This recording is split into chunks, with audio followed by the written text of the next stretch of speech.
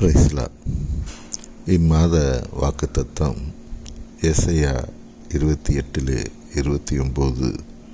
செயலில் மகத்துவமானவர். ஆம், நம் ஆண்டவர் செயலில் மகத்துவமானவராக இருக்கிறார். நாம் விரும்ப முடியாத, நமக்கு மன சோர்வை ஏற்படுத்துவது போன்ற சில வறட்சியான வாழ்க்கை நிலைகளுக்கு நேராக தேவனே நம்மை கொண்டு போவதுண்டு.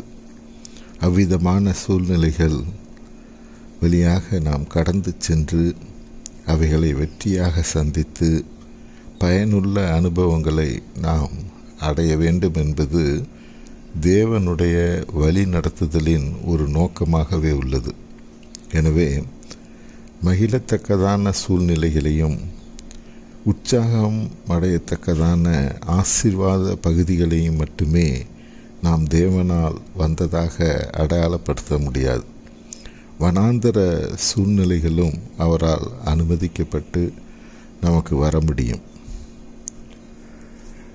வனாந்தரம் போல ஒரு கஷ்டமான சூழ்நிலை தற்செயலாக வந்ததா, நம்முடைய தவறுகளினால் வந்ததா, சரியான தேவ ஐக்கியமின்மையினால் அந்த காரியங்கள் வந்ததா,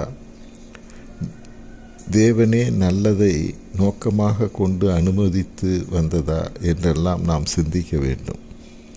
ஆனால் அவற்றை எப்படி கண்டறிவது என்று நமக்கு தெரிவதில்லை.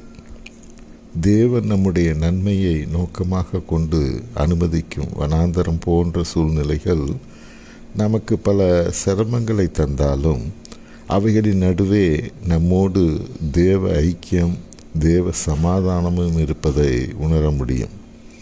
முக்கியமாக தேவனால் அனுமதிக்கப்பட்டு வந்த கஷ்டங்களின் முடிவில் நாம் முன்னரை விட பலப்பட்டு இருப்போமே அன்றி பலவீனப்பட்டு இருக்க மாட்டோம். ஆண்டவராய் இயேசு கிறிஸ்து ஆவியானவரால் வனாந்தரத்துக்கு கொண்டு போகப்பட்டார் என்று வேதத்தில் படிக்கிறோம். ஆனால் அந்த வனாந்தர சோதனையில் அவர் பலவீனப்பட்டு திரும்பவில்லை, பலப்பட்டவராகவே திரும்பினார். இதேபோல்தான் யோசேப்பு, தாவீது, தானியேல் ஆகியோர் வனாந்தரம் போன்ற சோதனை காலங்களை சந்திக்க நேர்ந்தபோது அவர்கள் பலவான்களாக மாறினார்களே அன்றி பலவீனர்களாக போய்விடவில்லை.